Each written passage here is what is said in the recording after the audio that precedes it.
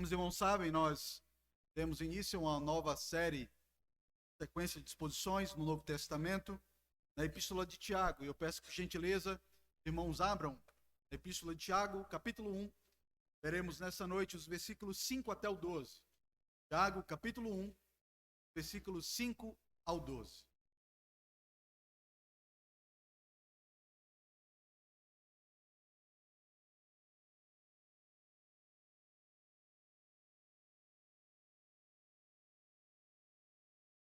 Tiago 1, 5 ao 12, eis que nos diz assim a palavra de Deus.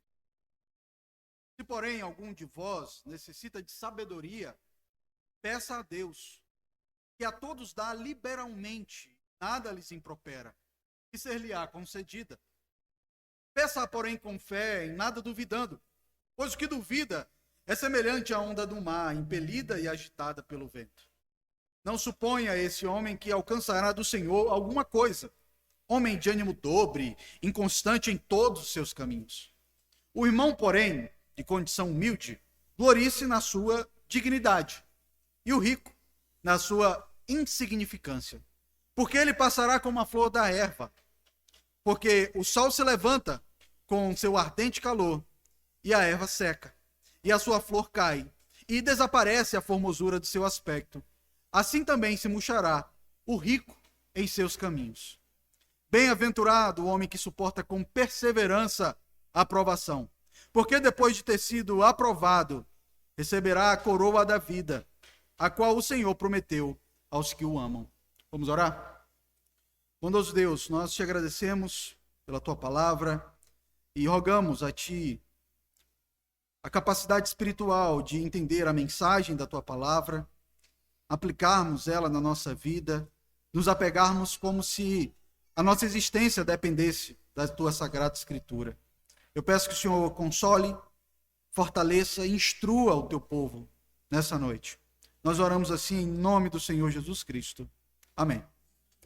Irmãos, na nossa exposição anterior, uma exposição introdutória na Epístola de Tiago, nós vimos que possivelmente o Tiago, que se apresenta aqui no versículo 1 dessa carta, é o irmão do Senhor Jesus Cristo, que escreve para os crentes da dispersão, informação presente também no versículo 1. Essa informação ela é importante porque mostra muito mais do que a localização dos crentes. Fala a respeito da condição desses crentes. Estar na dispersão não significa estar em um local específico, mas estar disperso em diversas áreas dentro do Império Romano.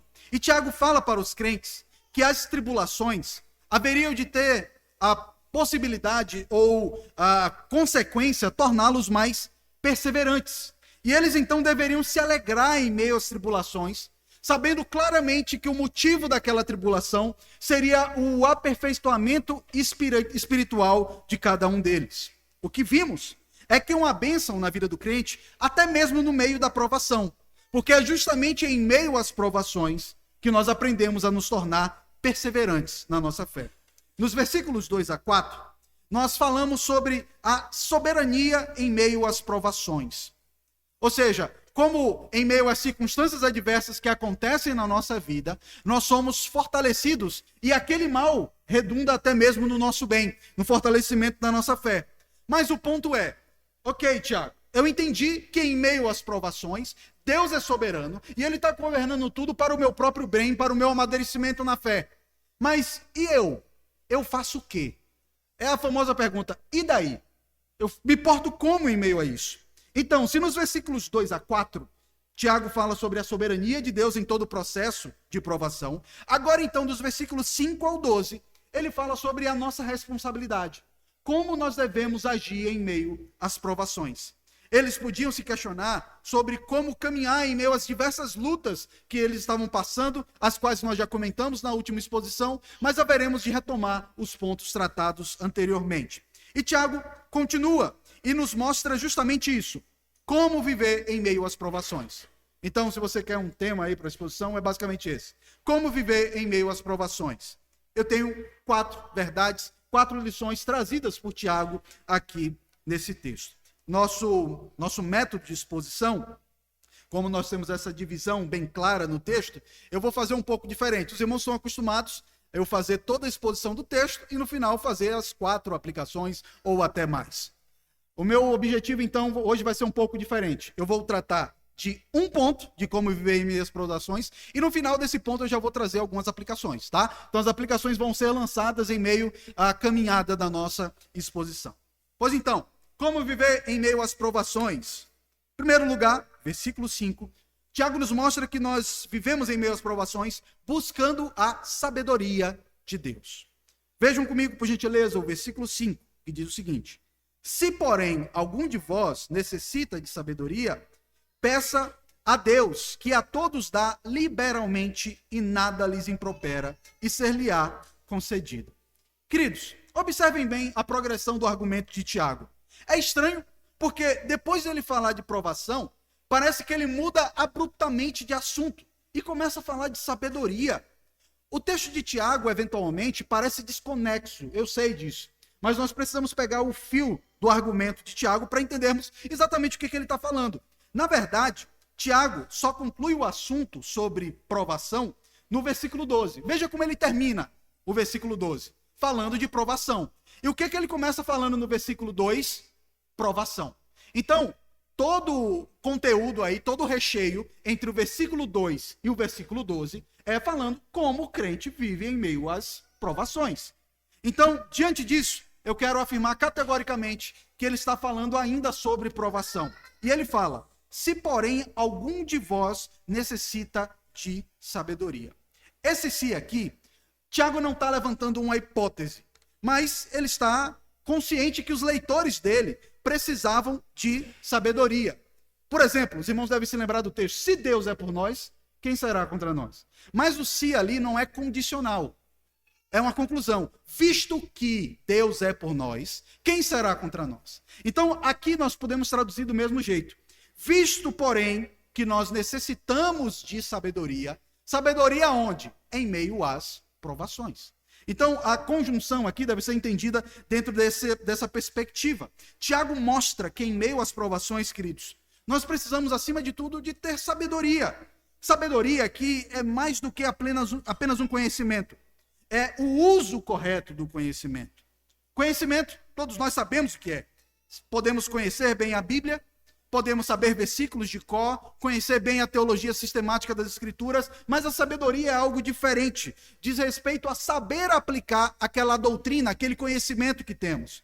Então, Tiago está falando justamente sobre isso. Como nós podemos ser sábios em meio às provações com o conhecimento que temos a respeito de Deus. E vejam, a sabedoria bíblica ensinada no livro de Provérbios tem como princípio o quê? O temor do Senhor.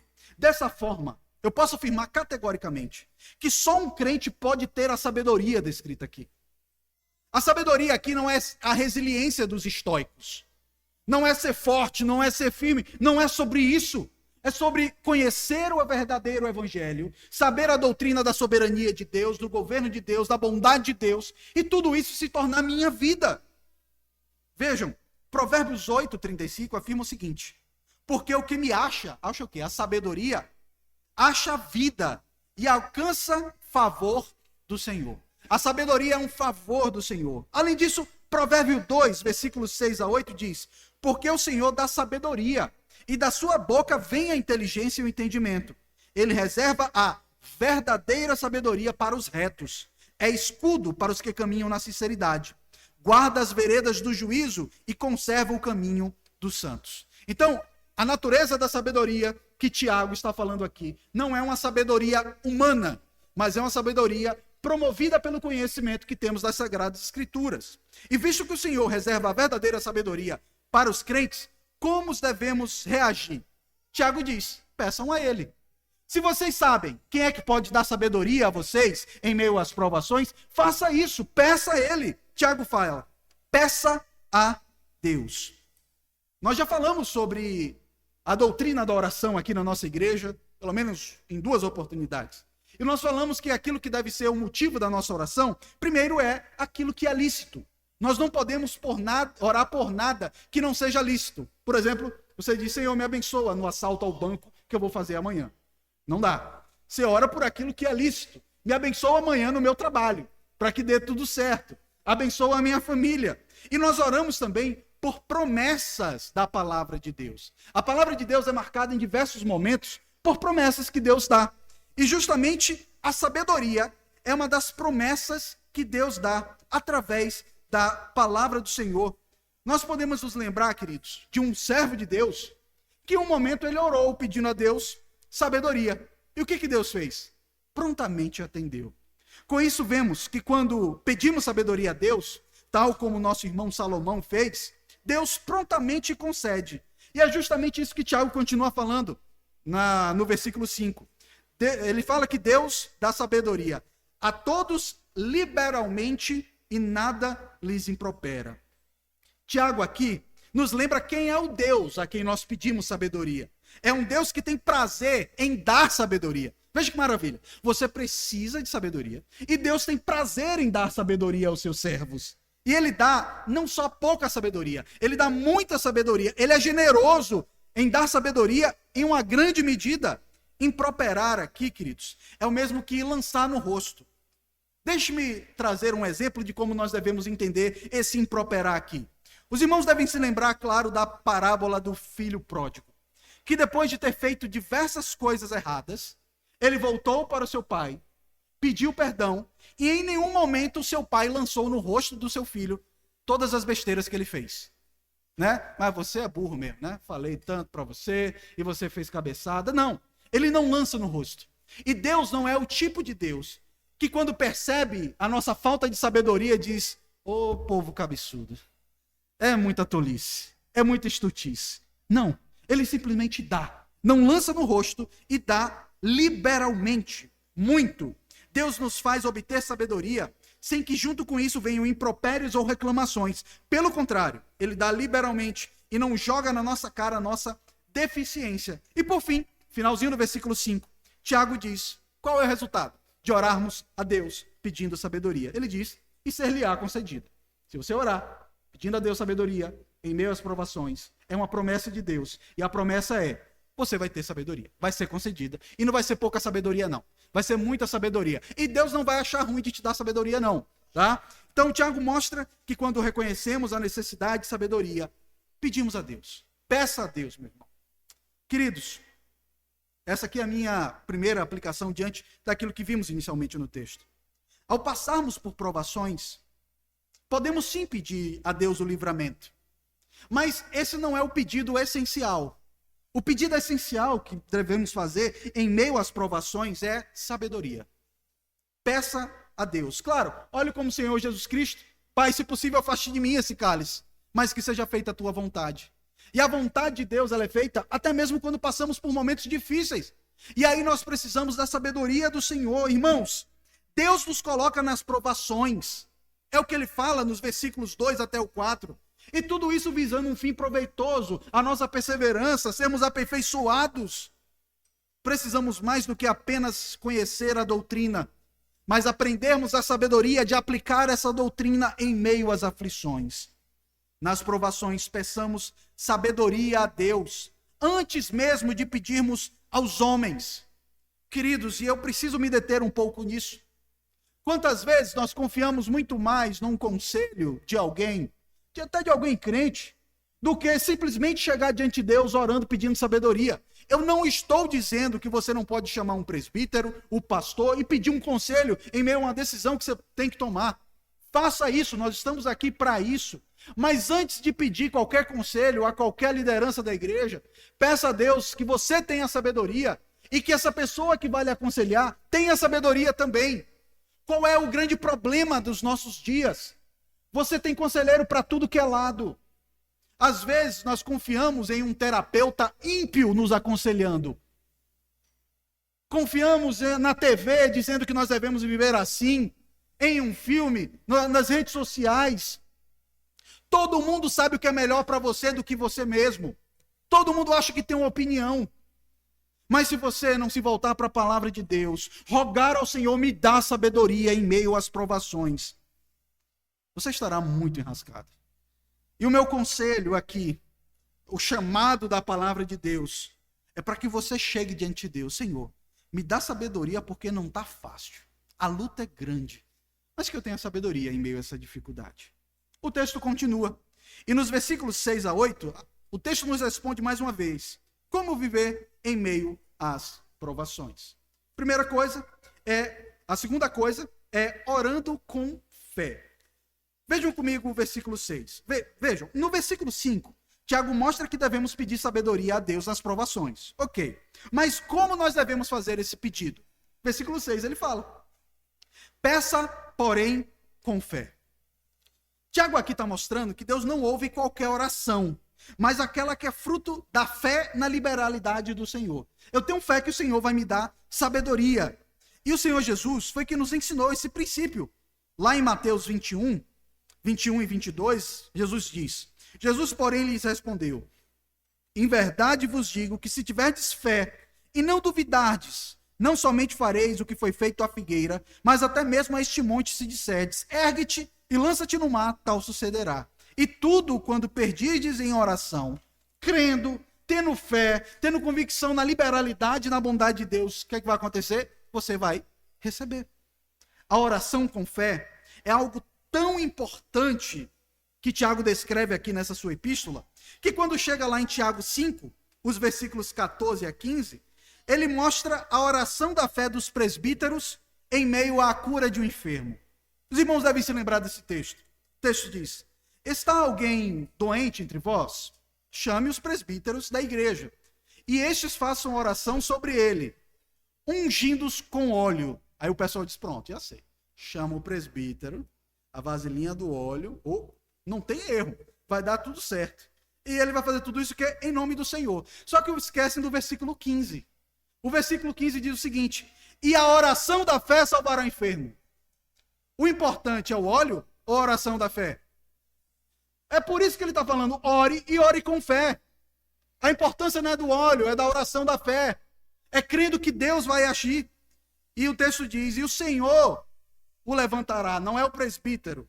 E se houver cometido pecado, ser-lhe-ão perdoados. Queridos, nós ainda vamos chegar nesse texto. A gente vai se divertir muito com ele. Eu sei que há muitos discursos em nossos dias sobre o uso do óleo, aqui descrito em Tiago capítulo 5.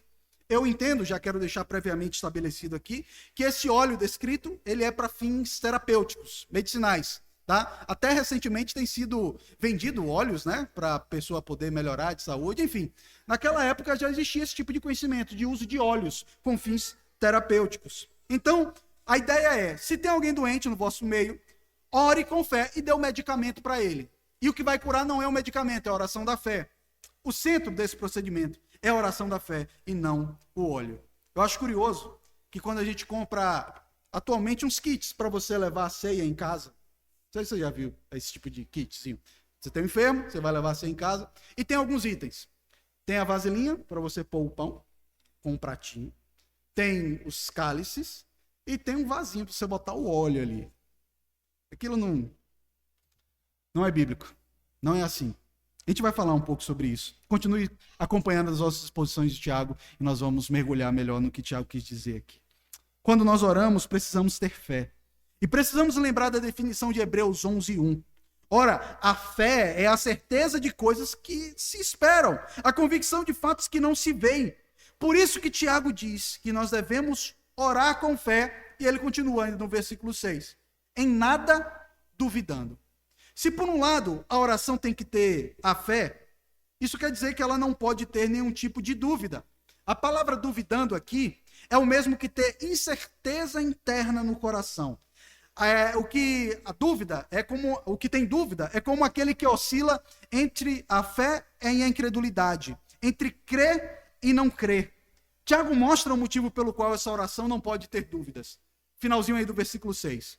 Pois o que duvida é semelhante à onda do mar, impelida e agitada pelo vento. Tiago aqui fala que o homem que ora sem fé, ele pode ser comparado a um homem que pede duvidando. A imagem aqui, talvez na sua mente, venha logo aquela ideia de uma onda vindo em direção à praia. Mas não é essa a imagem trazida por Tiago. A ideia aqui é de você ver a lâmina do mar. Se você chegar no pôr do sol especialmente, você olha para o mar, você vê a lâmina do mar. E você vai perceber que o mar, ele não fica retinho. Ele nunca fica retinho. Ele está o tempo todo oscilando. E sabe quando é que o mar tem a mesma forma? Nunca. Não tem. O mar nunca tem a mesma forma. A lâmina do mar ela é sempre diferente. Por quê? O vento torna aquela superfície completamente inconstante. A ideia trazida aqui por Tiago é que quem ora sem fé é como alguém que muda o tempo todo segundo a força do vento, não tem força própria e sem crenças fixas e direção. Essa mesma imagem de inconstância é trazida pelo apóstolo Paulo a falar de inconstantes que são levados por qualquer vento de doutrina. Efésios 4,14. Para que não sejamos como meninos agitados de um lado para outro e levados ao redor por todo o vento de doutrina, pela artimanha dos homens que pela astúcia induzem ao erro. Então, o vento, a pessoa que é levada pelo vento, é inconstante, não fica firme, não serve para absolutamente nada. O quadro geral, queridos, é de inconstância e falta de firmeza. Com essa falta de fé, essas pessoas são punidas por Deus, pois diante da dúvida, Deus permite que elas se atormentem interiormente, sem a paz de Deus que excede a todo entendimento. E então, no versículo 7, Tiago frustra qualquer expectativa de um homem sem fé em Deus alcançar a sabedoria.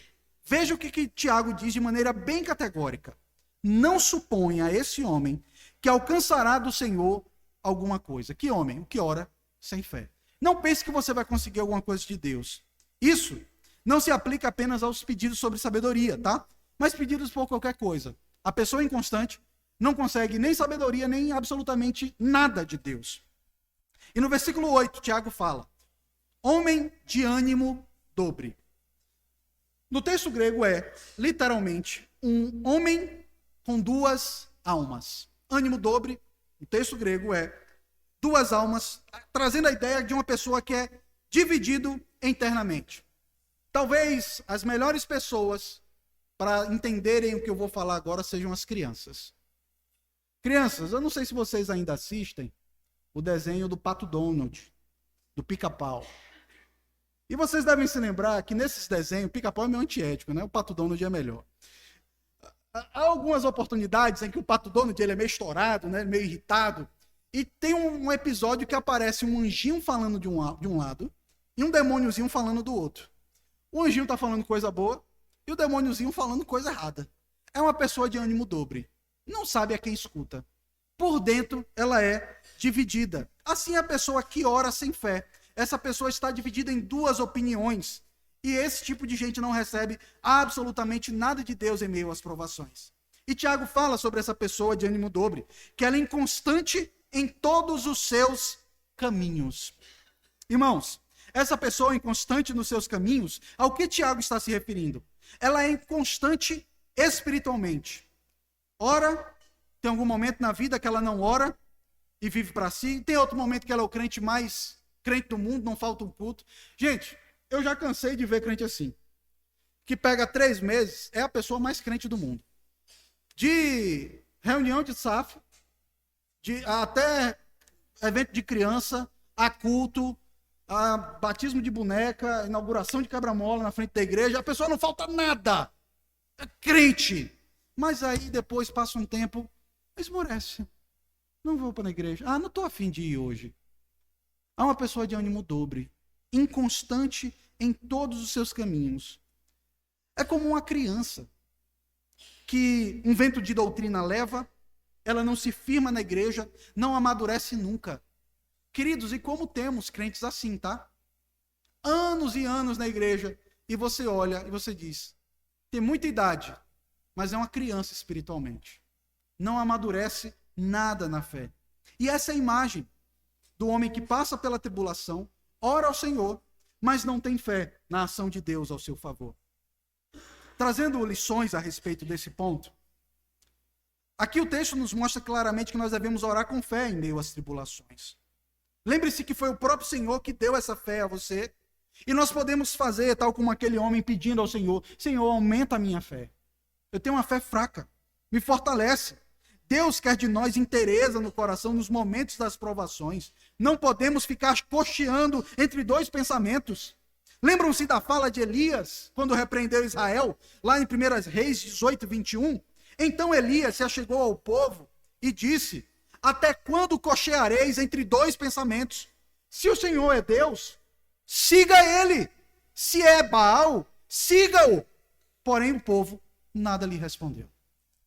Jesus é o seu Salvador, ele é o seu Deus, siga Jesus, sirva a Deus. Se o seu Deus é a sua opinião, é a sua ideia, siga a sua opinião, siga a sua ideia. Seja coerente, ainda que seja com o seu pecado. Seja coerente. É isso que Tiago está mostrando. É isso que o profeta Elias fez diante do povo. Não é o Senhor que livrou vocês lá do Egito. Não foi o Senhor que tem abençoado vocês. Então, sigam ao Senhor. E até quando vamos viver nas provações com dois sentimentos? Vamos orar com fé ou sem fé? Servimos a dois senhores ou a um só Senhor, que se revela na pessoa do Pai, do Filho e do Espírito? Nos acheguemos a Deus em oração com fé. O texto continua e mais uma vez nos responde a pergunta: como viver em meio às provações? E em terceiro lugar, nos versículos 9 a 11, o texto nos mostra que para vivermos em meio às provações, precisamos ter alegria nas riquezas espirituais. Versículo 9 começa aparentemente uma nova sessão. Aparentemente é uma nova ruptura com um assunto anterior. Mas o texto continua falando sobre provação. Lembre-se, começa no versículo 2 e encerra lá no versículo 12. Ele fala sobre um tipo de provação específica aqui, que é sobre a pobreza. A ligação dos versículos 9 a 11 com os versículos anteriores se dá através de uma conjunção presente no versículo 9. Se os irmãos olharem no versículo 9, tem um porém aí, né? O irmão porém. Essa conjunção, trazida na nossa tradução, ela é traduzida como uma conjunção adversativa. Mas uma coisa que é curiosa na língua grega é que a gente precisa ver o contexto da conjunção para saber exatamente se é uma conjunção conclusiva, se é aditiva, se está fazendo uma comparação, o que está fazendo ali, tá? E essa mesma conjunção na língua grega, que está aqui, desse porém, pode ser traduzido com um caráter aditivo, podendo ser traduzido também como também. Creio que essa é a melhor tradução, pois não há, nos versículos 9 e 11, nenhum contraste com os versículos anteriores, assim como a palavra porém propõe. Com isso, Tiago está mudando, está continuando a desenvolver a sua ideia sobre como viver em meio às provações. Então, eu quero propor aqui uma tradução melhor. Tá? Esse é o meu papel como pastor, conhecer a língua original para, de alguma forma, ajudar na nossa compreensão, tá bom? Então, outra coisa que é importante destacar, a tradução não é inspirada. O que é inspirado é o texto grego e hebraico. Por isso que o pastor tem que fazer seminário e conhecer minimamente essas línguas, tá? Então, a ARA não é inspirada, a NVI não é inspirada. E aí eu quero propor que a nossa tradução seria melhor da seguinte maneira. Também o irmão de condição humilde, não o porém. Tá? Também um irmão de condição humilde. Vamos lá. Tiago passa, então, a se referir aos irmãos de condição humilde, ou seja, pessoas de baixa condição social. E a condição de pobreza se constitui sempre uma aprovação para quem não tem dinheiro. Nós vimos que os crentes, que foram os destinatários dessa carta, eles estavam perseguidos.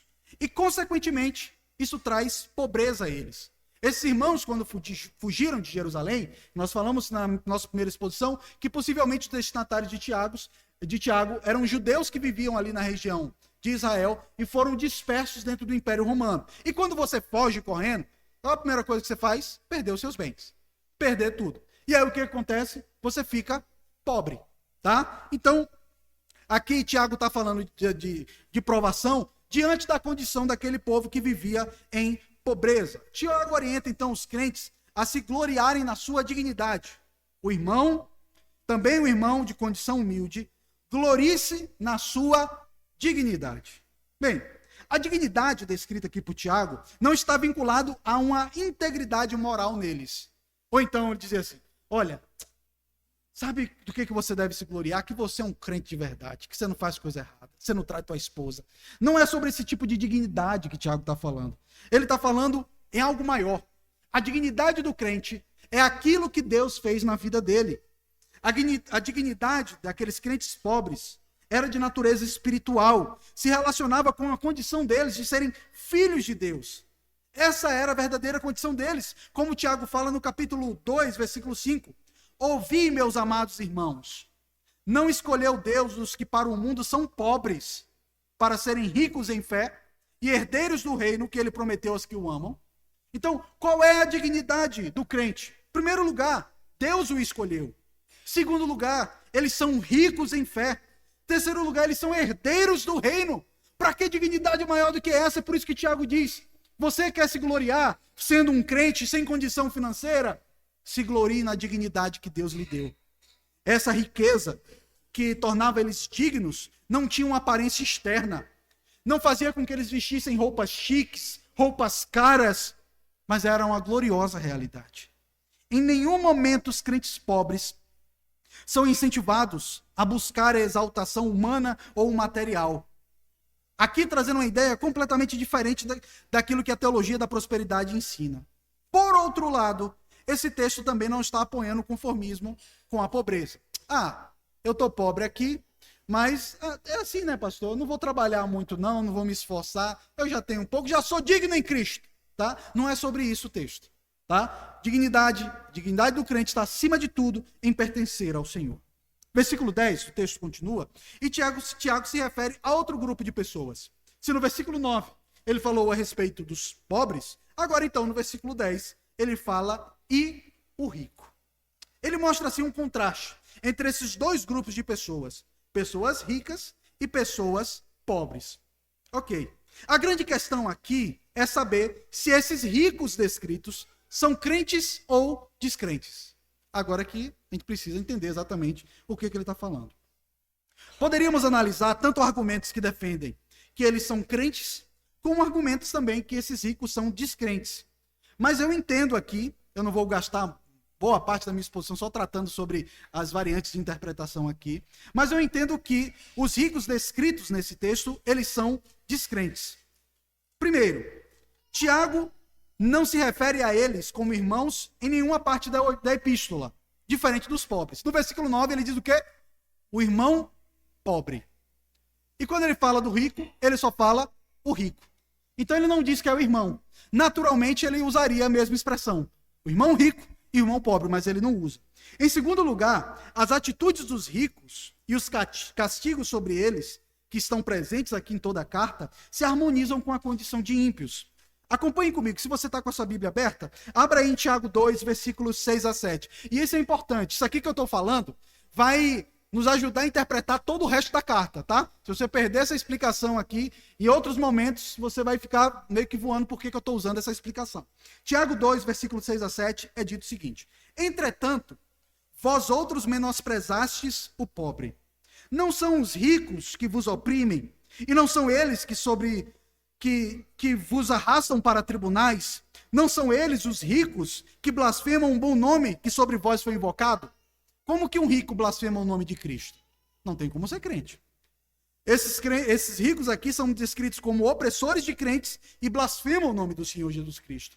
Se formos mais à frente, em Tiago 5, os versículos 1 a 6, veja a profecia que Tiago usa contra os ricos.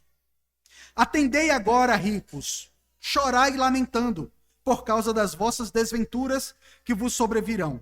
As vossas riquezas estão corruptas, e as vossas roupagens comidas de traça. O vosso ouro e a vossa prata foram gastos de ferrugens, e a sua ferrugem há de ser por testemunho contra vós mesmos e há de devorar, como fogo as vossas carnes. Tesouros acumulastes nos últimos dias.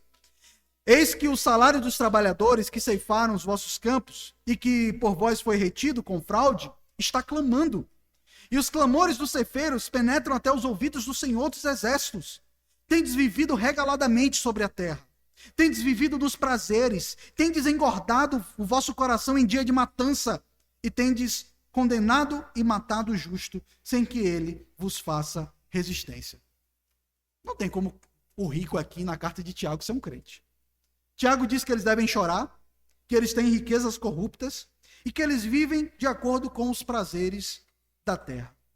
Deste modo, o rico desse verso e do restante de toda a carta pode ser entendido como ímpios que oprimem os crentes pobres. Deixe-me dar um pano de fundo. Aqueles crentes viviam em Jerusalém, começaram a ser perseguidos. Fugiram para a dispersão. Chegando lá, eles começaram a se submeter a algum tipo de trabalho em que pessoas ricas, donas de terra, utilizavam eles como escravos. Isso acontece até hoje, tá? Não é novidade, não. Pessoa que tem muito dinheiro, mas tem pessoa que trabalha na fazenda dela em condição análoga à escravidão. E Tiago está dizendo, essa pessoa está ganhando dinheiro de maneira indevida. E Deus vai exercer o juízo contra essa pessoa. E está lá o crente pobre, tadinho, sem conseguir ter um salário para sustentar os seus filhos e a sua família. E Tiago está dizendo aqui que esse tipo de gente não é crente. Eu quero deixar claro uma observação, é que a riqueza não é um problema desses homens. Lembram-se de Salomão? Riquíssimo, mas um homem crente. Lembram-se do pai da fé, Abraão? Riquíssimo, e era um homem crente. Lembram-se de Davi? Riquíssimo. Todos esses homens foram homens crentes e fiéis. E eu poderia mencionar diversos outros crentes riquíssimos que nós já ouvimos falar. Talvez você já tenha ouvido a história do dono da Colgate, homem crente, riquíssimo, e ficou sendo um homem fiel até a sua morte. Queridos, não há nenhuma incompatibilidade entre ser crente e ser rico, tá? Nenhum tipo de incompatibilidade. O problema dos ricos aqui em Tiago não é a riqueza, é a impiedade, é a falta de conversão. E Tiago fala que os ricos descrentes deveriam se gloriar na insignificância. E aqui Tiago usa uma espécie de ironia. O rico glorie-se na sua insignificância. Veja, você já viu alguém dizendo assim, olha, eu sou alguém muito importante, sabe por quê? Porque eu não sirvo para nada. Eu não presto para nada. Se gloriar na insignificância, isso não existe, irmãos. Tiago está sendo irônico. Então, embora eles tivessem uma condição de ter muito dinheiro, estar numa condição boa dentro da sociedade, o que Tiago está dizendo é, eles são insignificantes diante de Deus. O poder deles, o dinheiro deles, não serve para nada. Não significa absolutamente nada. E ele mostra por que o rico é insignificante. Porque ele, o rico, passará como a flor da erva. O ponto de Tiago aqui é dizer que toda a glória desses ricos, ímpios, é externa e passageira. A pessoa rica, pronto, descobre um câncer, morreu. Serviu para quê? Dinheiro. Não é nada. Ou então, rico, bateu o carro, morreu no acidente. Serviu de quê? Dinheiro. Não é nada.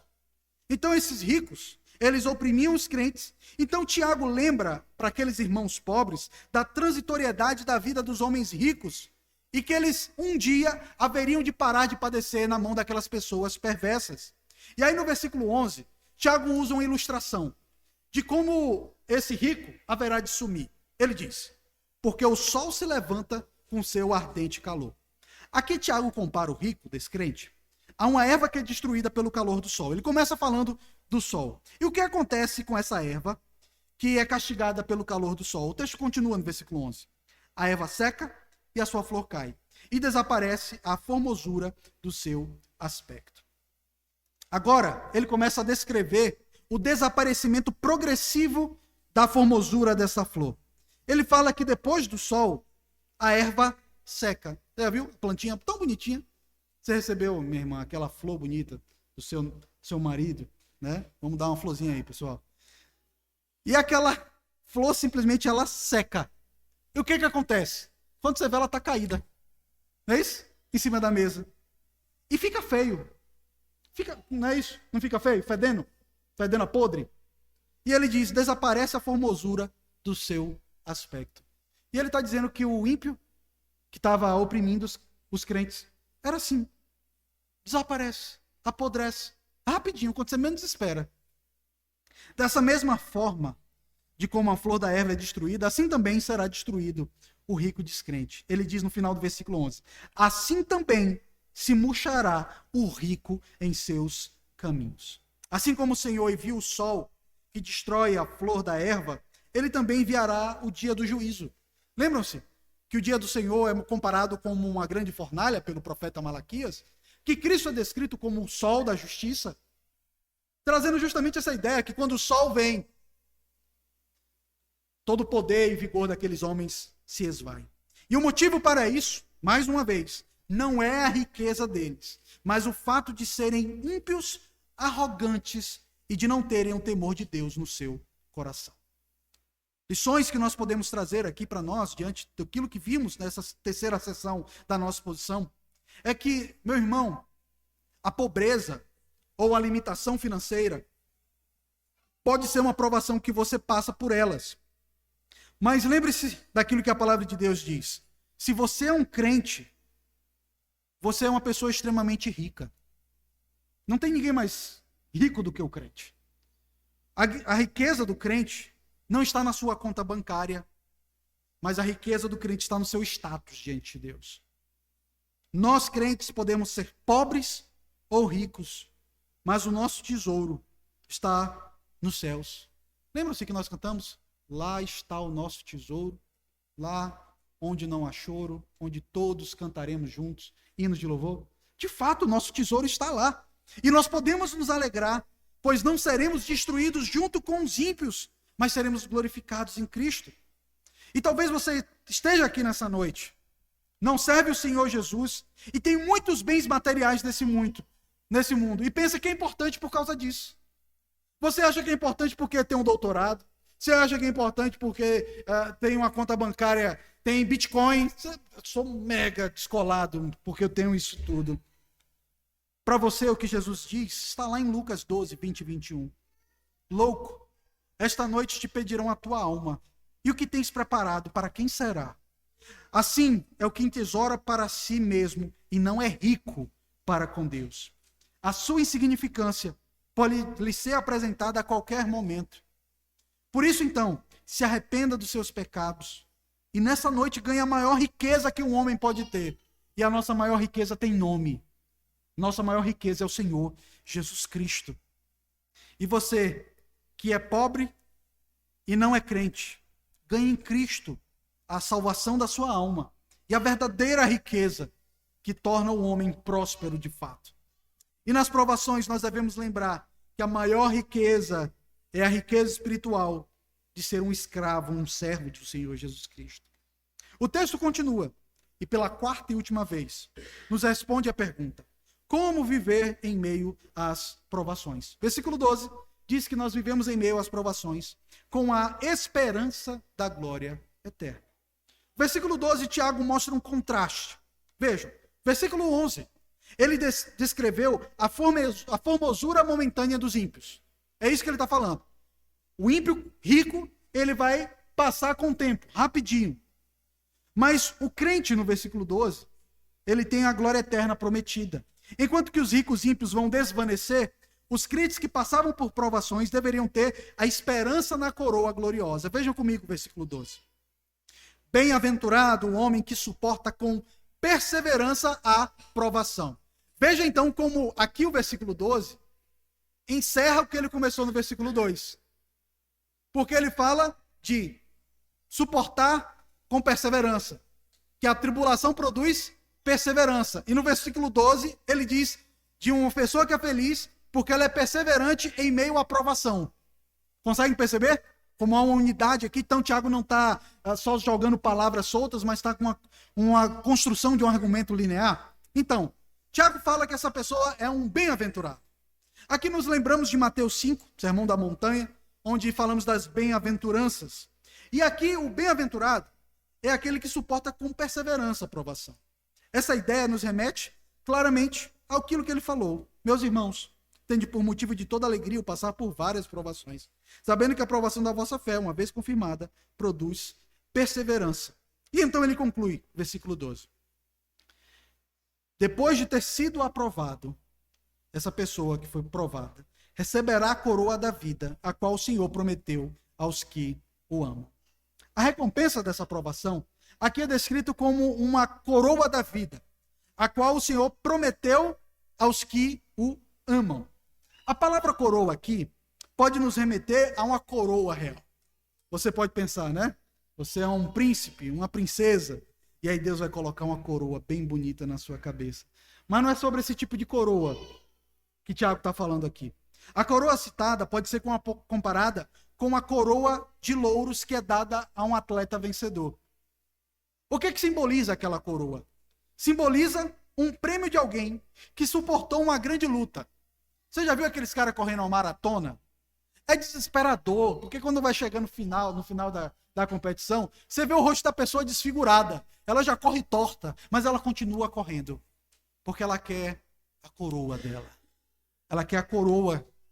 E nós também temos uma coroa. Nós nos esforçamos, nós sofremos em meio às provações, firmes ao lado do Senhor, porque sabemos que quando chegarmos lá, há uma coroa que iremos receber da parte do Senhor. A coroa também é prometida em Apocalipse 2:12, lembram-se? Não temas as coisas que tens que sofrer. Aprovação. Eis que o diabo está para lançar em prisão alguns dentre vós, para ser dispostos à prova. E tereis tribulações de 10 dias. Ser fiel até a morte e dar-te-ei a coroa da vida. Essa coroa da vida deve ser entendida como a própria vida eterna. A recompensa daqueles que suportaram a provação com perseverança e ganharam a vida eterna em Cristo Jesus. Não porque eles mereceram, mas porque Cristo os fortaleceu, os capacitou, deu a eles sabedoria, deu a eles fé suficiente, e eles foram firmes, mesmo em meio às dificuldades, com os olhos fitos na coroa da vida. A minha quarta e última aplicação, dentro desse contexto aqui, daquilo que falamos no último versículo 12, vemos que para Tiago, a fé salvadora, ela também é manifestada por obras. E à medida que eu fizer exposições aqui, nessa carta de Tiago, eu vou precisar repetir uma frase. Nós somos justificados pela fé e não por obras. Mas não sem as obras. Eu vou repetir. Nós somos justificados pela fé e não por obras. Mas não sem obras. Aqui Tiago está mostrando que nós precisamos ter sim obras. E a obra que ele descreve é a perseverança em meio às provações. Tiago mostra aqui que, acima de tudo, quando você estiver passando por provações, lembre do dia glorioso de Cristo. Lembre da coroa da vida, da coroa de louros, daquele que combateu o bom combate, daquele que completou a carreira e guardou a fé. E ao final da sua corrida, no dia de Cristo, haveremos de receber essa coroa dada pelo Senhor. Servo bom e fiel. Todas as provações na sua vida são visando a nossa aprovação, para que possamos receber a eterna coroa como recompensa. Nós podemos estar certos que aquele que recebeu a coroa de espinhos nos dará a coroa da vida eterna. E nós carregamos a cruz da aprovação por um breve período, mas a coroa da vida é uma coroa que não vai murchar. Ela vai durar toda a eternidade. E quando somos provados, lembre-se de ter esperança na glória eterna. Por fim, queridos, esse texto nos mostra de maneira muito clara que em momentos de tribulação, o que nós precisamos, acima de tudo, é pedirmos sabedoria ao Senhor, com a convicção de que Ele dá. E Ele dá em abundância. Ele dá com muita vontade. Nós também devemos orar com confiança e fé no Senhor. Devemos nos alegrar com a riqueza espiritual de pertencermos ao Senhor. E devemos lembrar que as provações devem fazer com que a esperança da glória eterna arda nos nossos corações. Que cada provação que você passa seja um clamor no seu íntimo, no seu coração. Ora vem, Senhor Jesus. Que venha o dia em que estarei diante do Rei e que me dará a coroa da vida, a vida eterna. E lá não haverá provações. Enquanto estivermos aqui, queridos, Deus nos forja e diz: aguenta firme, porque eis que estou contigo todos os dias até a consumação dos séculos.